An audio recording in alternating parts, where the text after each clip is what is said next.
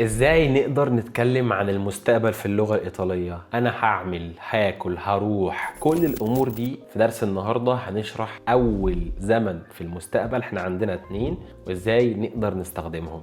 أنا عمر من أكاديمية عمر إيطاليكا. يلا بينا.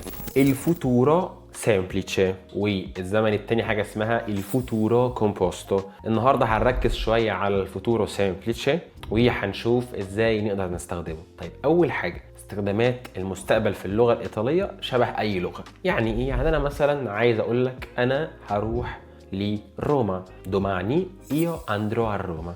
فبكرة أنا هروح روما. فأول حاجة لما بنكون عايزين نتكلم على أحداث مستقبلية، دي أول حاجة. أحداث مستقبلية قريبة أو أحداث مستقبلية بعيدة عادي. طيب، هنا في ملحوظة مهمة. الإيطاليين في الكلام بيستخدموا زمن البريزنت لو الحدث مثلا مستقبلي قريب، أو حتى المستقبل بشكل عام. في الكلام بتاع الشارع هتلاقيهم بيستخدموا البريزنت عادي. يعني يقول لك مثلا إيو بعدو دوماني الروما، ما عندهمش مشكله خالص. عشان لما تيجي تتكلم بيه لقيت مثلا الفوتورو صعبه شويه في الاول، استخدم البريزنت عادي، وهتلاقيهم هم اصلا بيتكلموا البريزنت. فاحنا بس بناخد القاعده علشان لو سمعنا حد بيستخدم الفوتورو نبقى عارفين هو قصده ايه. تمام؟ فبيستخدموا البريزنت عادي. فاول استخدام ان هو لما اكون بتكلم على حدث في المستقبل قريب او بعيد، في البريزنت في الغالب بيكون قريب، مثلا دوماني وهكذا. تاني حاجه فرضيات انت مش عارف هي يعني صح ولا لا. يعني مثلا انا بقول لك التليفونو كوسترا 400 يورو مثلا.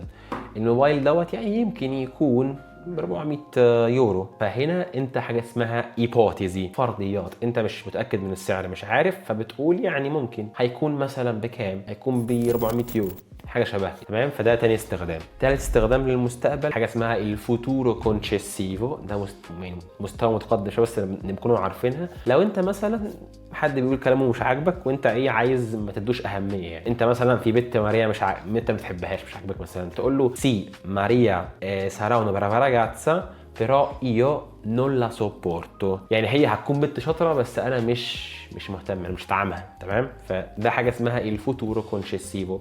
مش مهم قوي، خليك عارف بس ان الفوتورو تستخدم حاجات في المستقبل وبس. شكرا. طيب، تركيبه سهل، ده زمن محترم. الفوتورو سامبليتشي، احنا قلنا سامبليتشي. ايه الفرق بين سامبليتشي كومبوستو؟ سامبليتشي ان حاجه بتكون تصريف الفعل على طول، كلها بتكون تصريفات واحده. بص، في الثلاث مجاميع انت بتشيل اخر حرف اللي هو الا، وبتحط مع الايو عليها اتشنتو، مع التو اي، مع اللوي شايف انا منطقها ازاي؟ عشان عليها لاتشنتو، هنعرف ان اتشنتو بعدين. والنوي اريمو، الفوي اريتي، واللورو انو. فمثلا فعل شبه مثلا سكريفيري، io scriverò، tu scriverai، lui o lei scriverà، noi scriveremo، voi scriverete، loro scriveranno.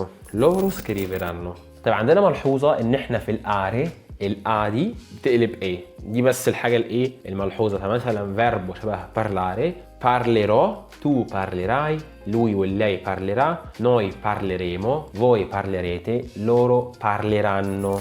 طيب، ايه هو الاتشنتو يا عمر؟ الاتشنتو نبرة نطقك للحرف. الكلمة انت بتعلي نبرتك فيها، فعلى انه حرف بتعلي النبرة. فهنا كل الحروف، يعني الا عليها لاتشنتو، عليها لاتشنتو. فلازم تقول parlerò مش parlero.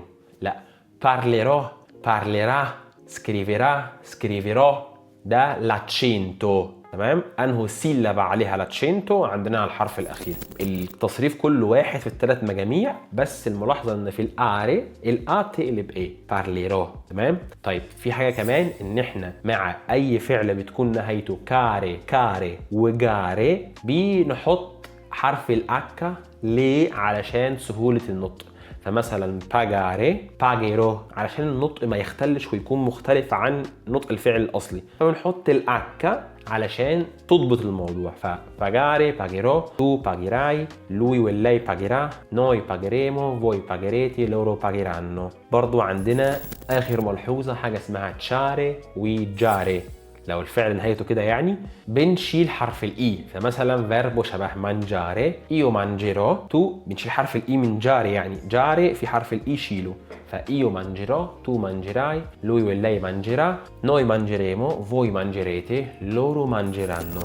الدنيا وردي خالص، بس احنا عندنا افعال شاذة ولازم نحفظها برضه. اشهر افعال عندنا شاذة essere avere، وبعد كده كل الافعال اللي احنا هنذاكرها ونحفظها. فمثلا essere io sarò، tu sarai، lui o lei sarà، noi saremo, voi sarete, loro saranno. Avere, io avrò, tu avrai, lui o lei avrà، noi avremo، voi avrete، loro avranno. كل الافعال التانية هنعمل فيها ايه؟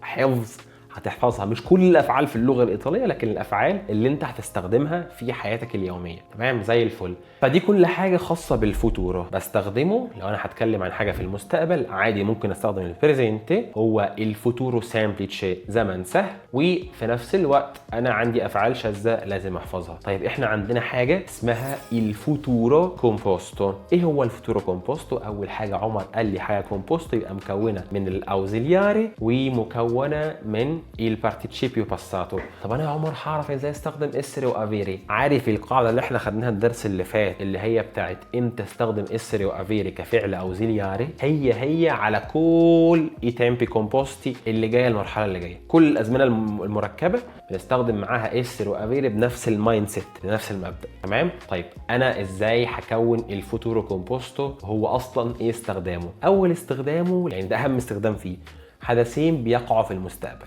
حدث قبل التاني. الحدث الاولاني دوت هو الحدث اللي بنستخدم فيه الفوتورو كومبوستو. هل لو استخدمت الفوتورو سامبليتشي عادي؟ عادي. ديت بس نقطه كده ايه يعني عاليه شويه، مفيش مشكله لو ما استخدمتهاش، بس برضو تكون عارفها علشان لو سمعتها او قراتها او ذاكرتها. واحنا هنا بنعلمك بنوصل لك امانه معينه، فلازم انا اقول لك كل حاجه خاصه بقواعد اللغه الايطاليه. فاول استخدام لو انا مثلا عندي حدثين في المستقبل هيقعوا، مثلا quando avrai finito di mangiare andremo al cinema. هنا انت استخدمت الزمن الاولاني فوتورو كومبوستو، الزمن الثاني فوتورو سامبليتشي. عندي زمنين في المستقبل، واحد قبل الثاني. الواحد الاولاني دوت هيبقى الفوتورو كومبوستو.